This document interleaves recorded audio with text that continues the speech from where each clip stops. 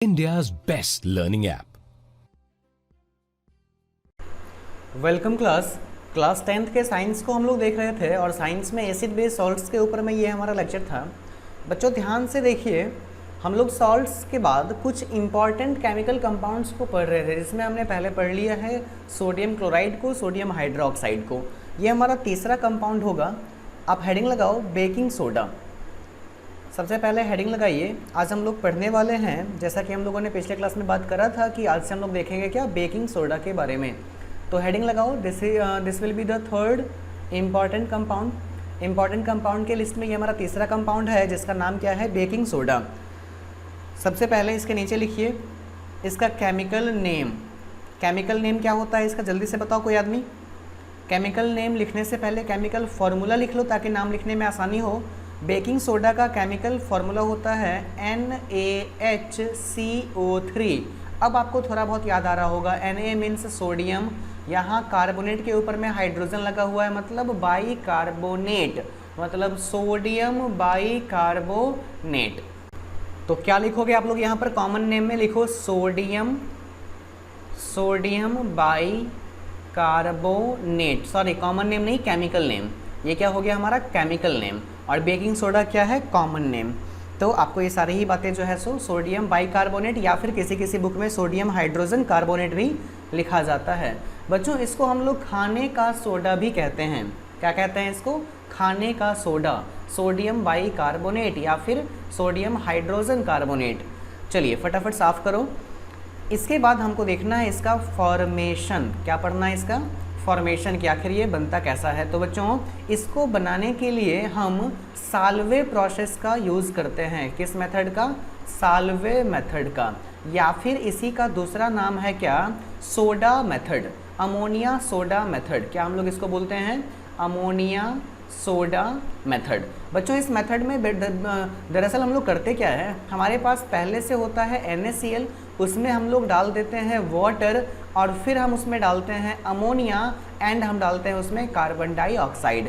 इन चारों चीज़ों को रिएक्टेंट के तौर पे लेने के बाद जब हम इसको एक साथ मिलाते हैं तो इस प्रक्रिया में हमको दूसरी तरफ मिलता है प्रोडक्ट के तरफ NH4Cl, that is ammonium chloride, और इसके साथ में NaHCO3, सोडियम बाइकार्बोनेट। आप चाहो तो इसके नीचे लिख लो सोडियम क्लोराइड। क्या है ये, सोडियम क्लोराइड।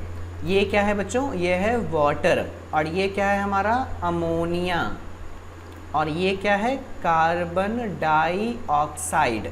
और यहाँ जो बना हुआ है NH4Cl, इसको हम लोग क्या बोलते हैं, अमोनियम, जल्दी से, अमोनियम क्लोराइड। और ये जो है हमारा वही क्या है, सोडियम, इसी को तो ढूंढ रहे थे हम लोग, सोडियम बाइकार्बोनेट या फिर सोडियम हाइड्रोजन कार्बोनेट। तो अगर आपसे पूछा जाए कि कैसे बनता है तो आप कहोगे sir ammonium sodium hydrogen carbonate या सोडियम बाइकार्बोनेट को हम अमोनिया सोडा मेथड, जिसको हम साल्वे मेथड भी कहते हैं, उस मेथड से प्रिपेयर किया जाता है। इस मेथड में हम लोग सोडियम क्लोराइड को वाटर में मिक्स करके अमोनिया और कार्बन डाइऑक्साइड के प्रेजेंस में जब हीट करते हैं, गर्म करते हैं, तो इस रिएक्शन के फलस्वरूप हमको सोडियम क्लोराइड अमोनियम क्लोराइड और सोडियम बाइकार्बोनेट का फॉर्मेशन होता हुआ दिखता है।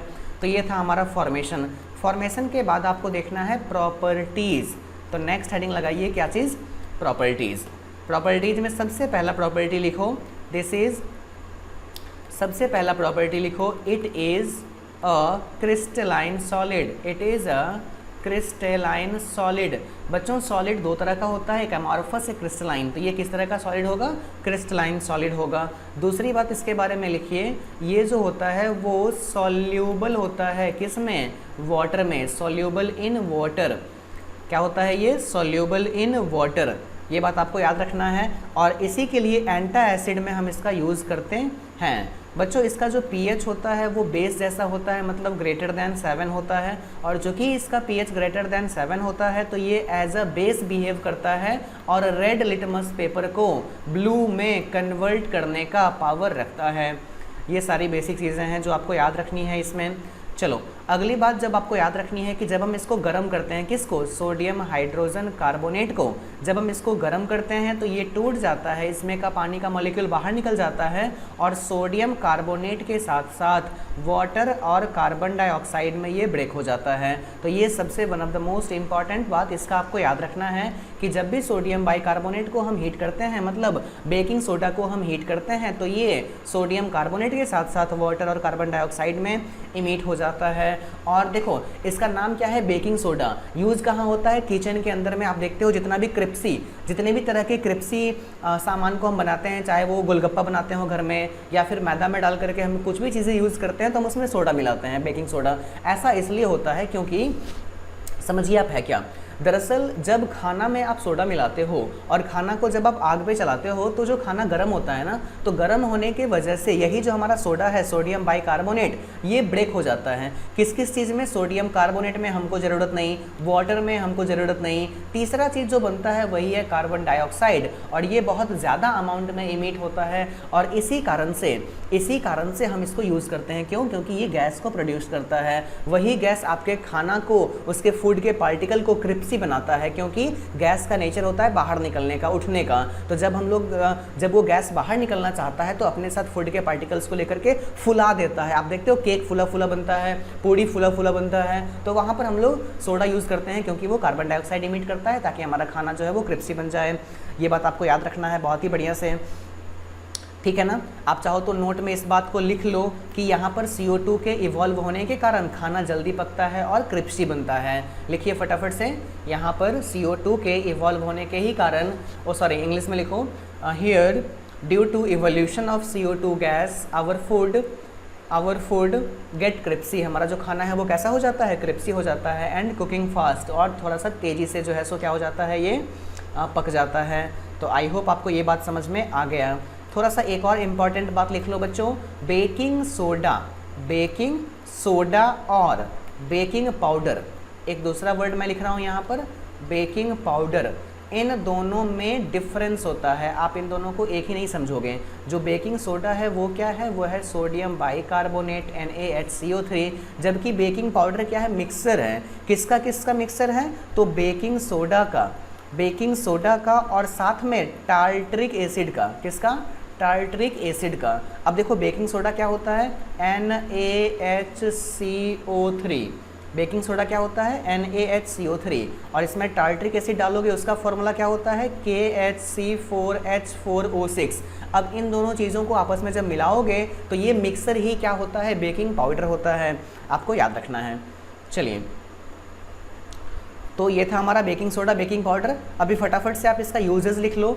लिखिए यूजेस ऑफ बेकिंग सोडा। कहाँ कहाँ हम लोग यूज़ करते हैं बेकिंग सोडा को, तो सबसे पहला इसका जो यूज़ होगा, आप कहाँ करोगे इसको, खाना बनाने में, है ना, फूड को कुक करने में। तो सबसे पहला इसका यूज़ लिख लीजिए, कुकिंग। दूसरा यूज़ लिखिए, जब हम लोग सोडा यूज़ करते हैं एसिडिटी को दूर करने में, मतलब एज अ एंटा एसिड्स के फॉर्म में हम इसका यूज़ करते हैं। तीसरा बात, इन द फॉर्मेशन ऑफ वाइन या अल्कोहल, शराब के बनाने में, अल्कोहल के बनाने में भी इसका यूज़ होता है, याद रखना है आपको। उसके बाद फिर बच्चों अभी नए नए जो फायर एग्जिंग्विशर बन रहे हैं ना, वहाँ भी हम इसका यूज़ करते हैं, क्योंकि क्या इमिट होता है, कार्बन डाइऑक्साइड, और कार्बन डाइऑक्साइड आग को बुझाने में हेल्प करता है। तो इसलिए इस रिएक्शन के कारण हम इसका यूज़ करते हैं, किसमें, फायर एग्जिंग्विशर में भी हम इसका यूज़ करते हैं, आप वो भी लिखिएगा। उसके बाद एक बात, अच्छा हाँ, देखो इसमें होता क्या है, दरअसल हम लोग क्या करते हैं ना कि फायर, आप देखे होंगे वो लाल कलर का जो सिलेंडर रहता है, जो कहीं कहीं रखा हुआ रहता है, बैंक वगैरह में, स्कूल वगैरह में, अब तो हर जगह उसको मैंडेटरी कर दिया है। तो एक्चुअली उसमें होता क्या है, पहले से उसमें सोडियम बाइकार्बोनेट को भर के रखा जाता है एक बर्तन में, और उसके ऊपर एक ग्लास के शीशी में H2SO4 को हम रखते हैं, और जैसे ही आग लगती है तो हम उसको कस के सेक करते हैं या पटकते हैं या फिर उसमें से नॉब को तोड़ते हैं, तो जो हमारा H2SO4 है वो मिक्स हो जाता है किसमें, आपके सोडा में, और वहाँ पर एक बहुत ह्यूज रिएक्शन होता है जिससे कार्बन डाइऑक्साइड इमिट होता है, और वही कार्बन डाइऑक्साइड जहाँ पर आग लगी हुई रहती है उसके ऊपर वाले सरफेस पे बैठ जाता है, जो कि वो हेवी होता है विद रिस्पेक्ट टू एयर, और इस तरीके से वो एक लेयर का काम करता है आग के बीच में और ऑक्सीजन के बीच में। इस तरीके से ऑक्सीजन का सप्लाई कट हो जाता है और आपका आग बुझ जाता है। तो ये था हमारा कंप्लीट प्रोसेस, ठीक है ना। तो ये कुछ यूजेस है जो आपको याद रखने हैं। तो इस तरीके से हमने देखा क्या, बेकिंग सोडा को। चलिए नेक्स्ट हेडिंग लगाइए। अगला जो कंपाउंड हमको पढ़ना है इंपॉर्टेंट कंपाउंड, वो है वॉशिंग सोडा। ये हमारा 5वां कंपाउंड होगा, दैट इज वॉशिंग, 5वां या चौथा जो भी होगा, वॉशिंग सोडा। इसके बारे में सबसे पहले लिखो इसका केमिकल फार्मूला। केमिकल फार्मूला क्या होता है, सोडियम कार्बोनेट डेकाहाइड्रेटेड 10H2O। उसके बाद लिखो इसका केमिकल नेम। ये जो है वॉशिंग सोडा, वो कौन सा नाम है, वो कॉमन नाम है, कॉमन नेम है वो। अगर आपसे पूछा जाए कि सोडियम कार्बोनेट डेकाहाइड्रेटेड का कॉमन नेम क्या है, तो कहोगे वॉशिंग सोडा। पूछेगा केमिकल नेम क्या है, तो कहोगे सोडियम कार्बोनेट, सोडियम कार्बोनेट डेकाहाइड्रेटेड।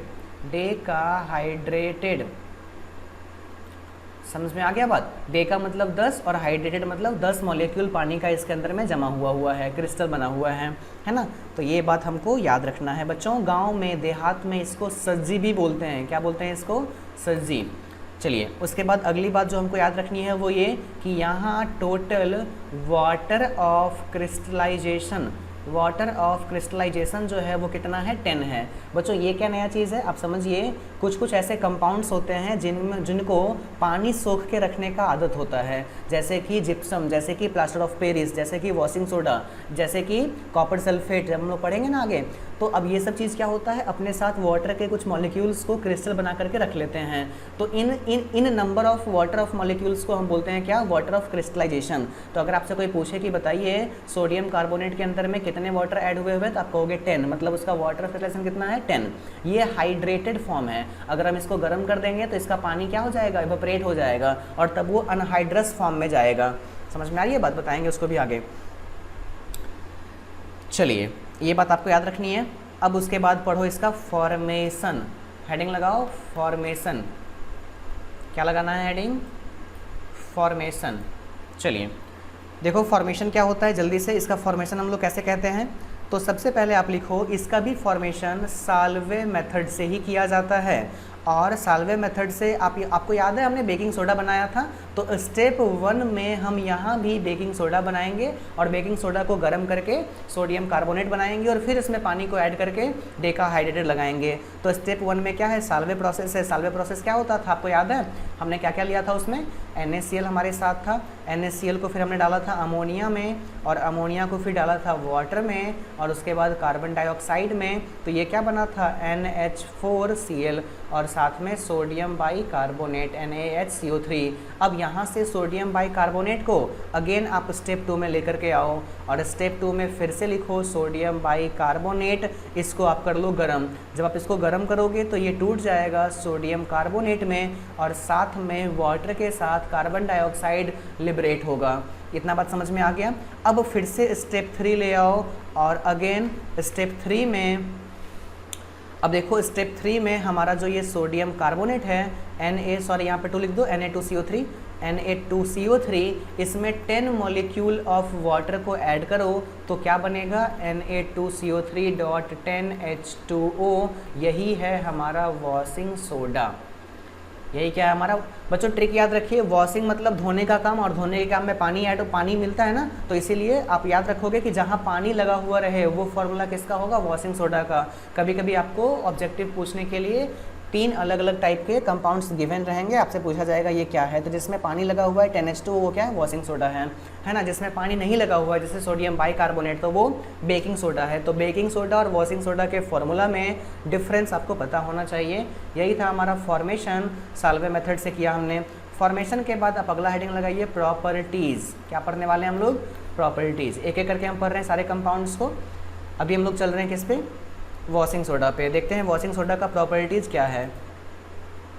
सबसे पहले लिखो ये जो है हमारा वो क्या है, क्रिस्टलाइन सॉलिड है और दूसरी बात ट्रांसपेरेंट है। क्या है ये, क्रिस्टलाइन सॉलिड है और क्या है, ट्रांसपेरेंट भी है। दूसरी बात ये जो है वो ये जो है इजीली सॉल्यूबल है किसमें, वाटर में, और सॉल्यूबल होकर के क्या देता है, ये बेस देता है। इसीलिए pH इसका 7 से ज़्यादा होता है और लिटमस पेपर को क्या कर देता है, ब्लू कर देता है। ये सब बात आप तीनों बात एक में ही लिख लो। चलिए तीसरी बात आप इसके बारे में याद रखिए कि इसके अंदर में वाटर ऑफ क्रिस्टलाइजेशन कितने होते हैं, 10 होते हैं। और जब हम इसको गर्म करते हैं, चौथी बात, जब हम इसको गर्म करते हैं तो Na2CO3.10H2O ये जब गर्म होता है तो ये बनाता है Na2CO3.H2O प्लस 9H2O। इसके अंदर में से 9 पानी के मॉलिक्यूल अलग हो जाते हैं और केवल एक पानी का मॉलिक्यूल इसमें बचा हुआ रह जाता है। दैट मीन्स कि when sodium carbonate decahydrated which is, जो कि क्या है हमारा वॉशिंग सोडा है, जब हम उसको गर्म करते हैं तो वो हमको सोडियम कार्बोनेट मोनोहाइड्रेटेड, जो कि इसमें एक वाटर है ना और एक को केमिस्ट्री में क्या कहा जाता है, मोनो। इसका नाम क्या है, इसका नाम है सोडियम कार्बोनेट मोनोहाइड्रेटेड का फॉर्मेशन होता है और 9 मॉलिक्यूल ऑफ पानी निकल जाते हैं। जब हम इसको और ज़्यादा गर्म करेंगे तो बेचारा ये एक पानी भी क्या हो जाएगा, इसमें से निकल सकता है। ये हमको याद रखना है इसके बारे में, ठीक है ना। चलिए, तो आप एक बात समझिए, ये जो पानी के साथ था ना फॉर्मूला, इसको हम लोग बोलते हैं हाइड्रेटेड, और जब पानी निकल गया तो इसको बोलते हैं अनहाइड्रस। क्या बोलते हैं इसको, अनहाइड्रस। जब सारा पानी का मॉलिक्यूल निकल जाएगा तो कहलाएगा ये अनहाइड्रस। क्या कहलाएगा, अनहाइड्रस। करके देख लो, सपोज करो ये है Na2CO3.10H2O, तुम इसको बहुत ज़्यादा गर्म करोगे तो ये बन जाएगा Na2CO3 plus total complete 10H2O बाहर निकल जाएगा। और ये जो Na2CO3 है यही क्या है, यही है आपका अनहाइड्रस। क्या है ये, anhydrous sodium, anhydrous sodium carbonate. और बहुत इंपॉर्टेंट, इसी का दूसरा नाम क्या है, सोडा एस। क्या नाम है इसका, सोडा एस। याद रखिएगा, पूछा जाएगा कि सोडा एस किसको बोलते हैं, तो कहोगे कि जब सोडियम जब वॉशिंग सोडा को गर्म करते हैं, अत्यधिक गर्म करते हैं, तो उसके 10 मॉलिक्यूल ऑफ वाटर उसको छोड़ के निकल जाते हैं। इस क्रम में हमको मिलता है अनहाइड्रस सोडियम कार्बोनेट और उसी का दूसरा नाम क्या है, सोडा एस। आपको ये बात याद रखना है, ठीक है ना। चलिए अगला लिखिए, यूजेज ऑफ सोडियम। अब नेक्स्ट में लिखो यूजेज, इसका हमको क्या पढ़ना है, यूज़ पढ़ना है। तो सबसे पहला यूज़ लिखिए, सबसे पहला यूज़ लिखिए। देखो कहीं कहीं का वाटर क्या होता है, थोड़ा सा हार्ड वाटर होता है, तो हार्ड वाटर को सॉफ्ट बनाने में हम इसका यूज़ करते हैं। तो लिखिए to remove the hardness, to remove the hardness of water. Actually मुझे लिखने का मन नहीं कर रहा है अभी, तो आप लोग बस लिखिए, मैं एक एक वर्ड लिख के छोड़ दे रहा हूँ, मैं लिखवाता हूँ, आप लिखिए टू रिमूव द हार्डनेस और ऑफ वाटर।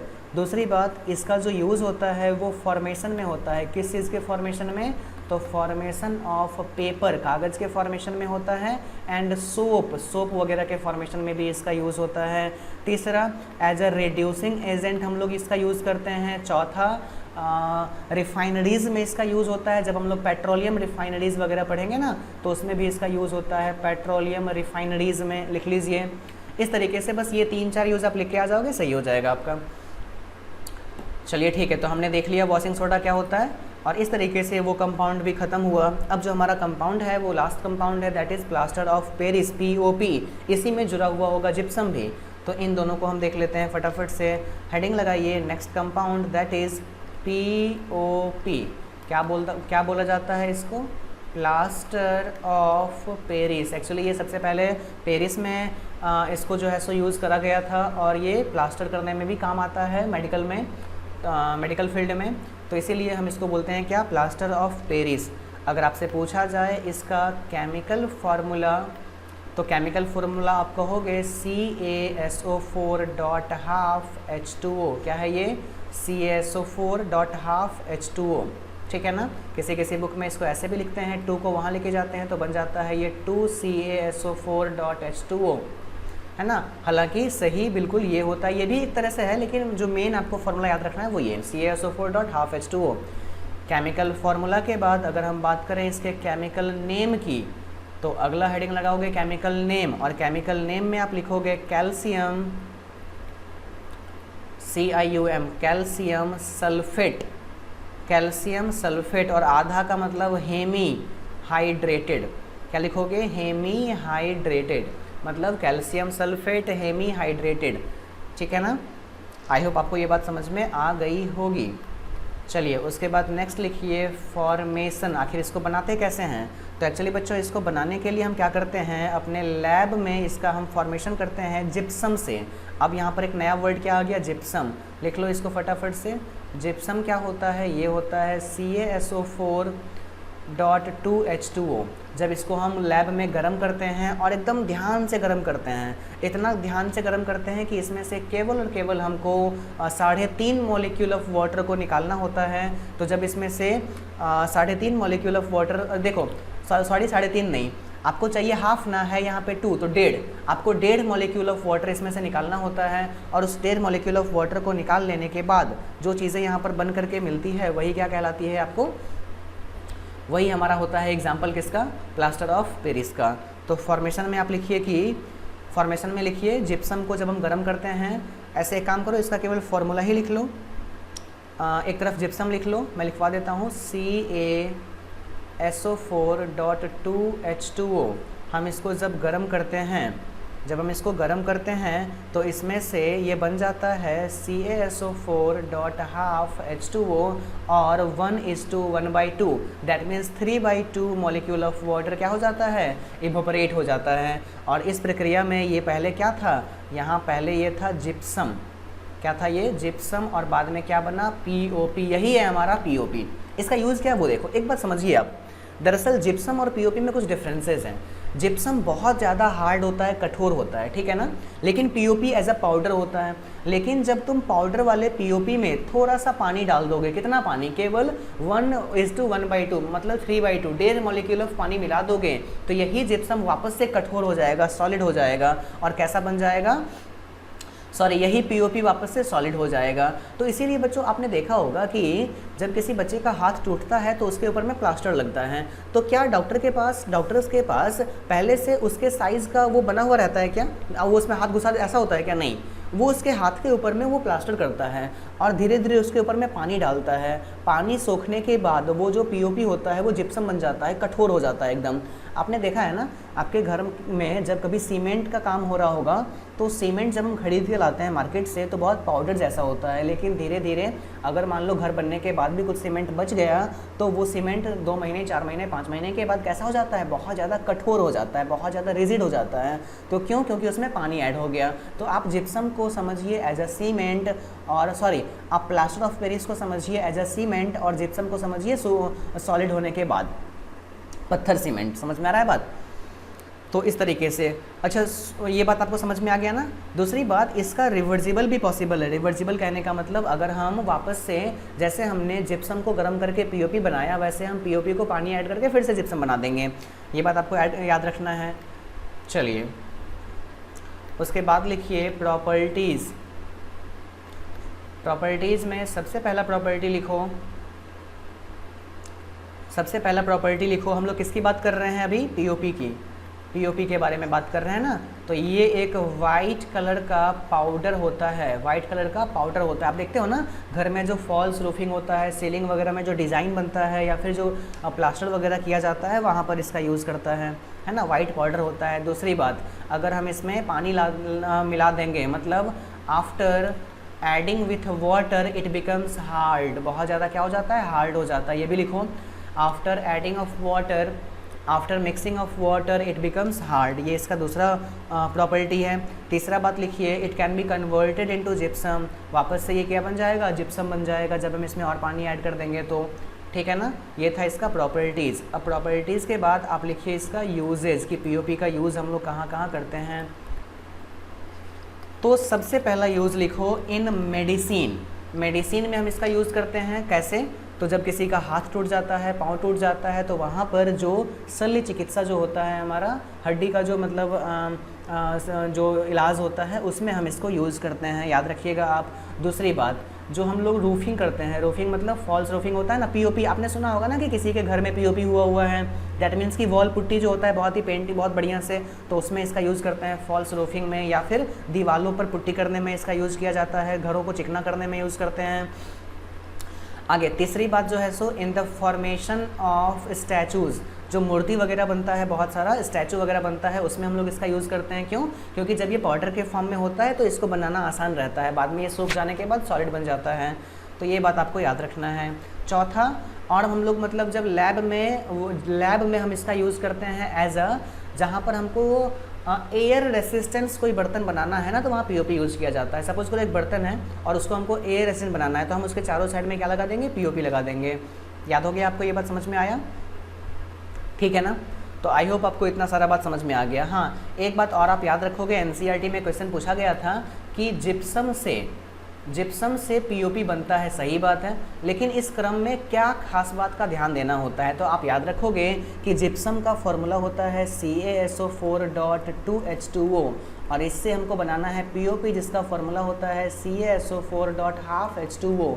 तो हमको ध्यान से केवल 3/2 ऑफ H2O को निकालना होता है, यानी इसमें ध्यान बस एक बात का देना होगा कि हम कभी भी इसको 100 डिग्री से ज़्यादा ताप पे गर्म नहीं करेंगे। ऐसा करने से क्या होता है कि सारा मॉलिक्यूल ऑफ वाटर इवोपरेट हो जाता है और जिप्सम केवल CA2SO4 कैल्शियम सल्फेट बच जाता है, जो किसी काम का नहीं होता है।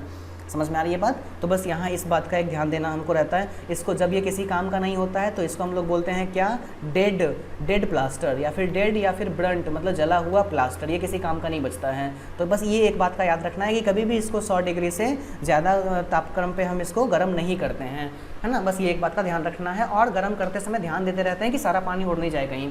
केवल कितना पानी उड़ाना है, 1:1/2, हाफ मॉलिक्यूल ऑफ वाटर रहना चाहिए, ताकि उससे क्या बनेगा, अगेन पीओपी बन पाएगा। तो बच्चों इस तरीके से हमारा ये पूरा का पूरा चैप्टर ख़त्म हो गया। थोड़ा सा जो है सो हमने बहुत अच्छे से इस चैप्टर को ख़त्म किया है। बहुत सारे लेक्चर्स को हमने इसके ऊपर में करा। 0 लेवल से लेकर के एक एडवांस लेवल तक मैंने प्रयास किया है आपको बताने का। उसके बाद भी अगर कोई टॉपिक कुछ आपको लगता है कि सर मिसिंग है, आप ये बताइए, तो आप इसको कमेंट बॉक्स में लिख के भेजो, मैं इसको बता दूंगा। आप चैट वाले सेक्शन में आके बताइए, चीज़ों को पढ़िए, समझिए, बने रहिए साथ में, खूब मेहनत करिए। कहने का मतलब ये है कि अगर आपके पास ये वीडियो फॉर्मेट में वीडियो मिल रहा है तो घर बैठे बहुत ज़्यादा मेहनत करिए और साथ ही साथ थोड़ा सा जो है सो एक्टिव रहो, बहुत ज़्यादा मेहनत करो। दरअसल देखो बात क्या है ना कि अभी तुम क्लास 10th में हो और अभी अगर तुम थोड़ा सा अपने सब्जेक्ट्स को मजबूत कर लोगे, चाहे वो फिजिक्स हो, केमिस्ट्री हो, बायोलॉजी हो, मैथमेटिक्स हो, तो आगे 11th और 12th में भी तुम अपने आप को स्ट्रांग बना के रख पाओगे। अभी तुम्हारा बेस अगर कमज़ोर हो जाएगा तो फिर आगे 11th 12th में पढ़ने का मन नहीं करेगा, और अगर एक बार 11th 12th में पढ़ने का मन नहीं किया तो फिर जो है सो लाइफ में बहुत ज़्यादा समस्या आने वाला है। वैसा इसलिए क्योंकि आपके लाइफ का जो गोल है, जो भी बड़ा बड़ा एग्ज़ाम है, वो टोटली बेस्ड होता है 11th 12th के सिलेबस के ऊपर में। चाहे हम बात कर लें मेडिकल का, चाहे हम बात करें इंजीनियरिंग का, तो ये सारे ही जो एग्ज़ाम्स हैं वो आपको आपके लाइफ में बहुत ज़्यादा मायने रखते हैं और इनका जो सिलेबस है वो 11th 12th का होता है। तो अभी अगर आप ध्यान दोगे तो वहाँ आपको मन लगेगा, वहाँ मन लगेगा तो अच्छे अच्छे एग्ज़ाम्स को क्लियर कर पाओगे, लाइक मेडिकल, लाइक इंजीनियरिंग, है ना। बहुत सारे एग्ज़ाम्स को क्लियर कर पाओगे और उसके बाद फिर एक अच्छा लाइफ आपका जो है सो होगा। तो कुल मिला के बात यही है कि बहुत बढ़िया से पढ़िए, मेहनत करिए। और एक बात और थी आप लोगों से कि देखो, एक बहुत ज़्यादा हम लोग मेहनत कर रहे हैं आप लोगों के लिए, चीज़ों को बहुत अच्छे से किया जा रहा है यहाँ पे, तो आप लोगों का भी कर्तव्य बनता है कि थोड़ा सा हम लोगों को सपोर्ट करें। आपके जो भी फ्रेंड्स हैं आप उनके बीच में चीज़ों को बताएं, शेयर करें, ताकि लोग और ज़्यादा इससे जुड़ें और हम लोगों को भी काम करने में अच्छा लगे, है ना। जैसा कि अभी हमारे प्रधानमंत्री साहब ने कहा था कि आपको क्या बनना है, आपको वोकल बनना है फॉर योर लोकल्स। आपके लोकल में जो लोग रहते हैं, जो आपके लिए बहुत ज़्यादा मेहनत करते हैं, आपका कर्तव्य है कि थोड़ा सा उनको फेमस करें और उनके लिए वोकल का काम करें, ठीक है ना। तो चलिए ठीक है, आज के लिए इतना ही। Thank you. India's best learning app.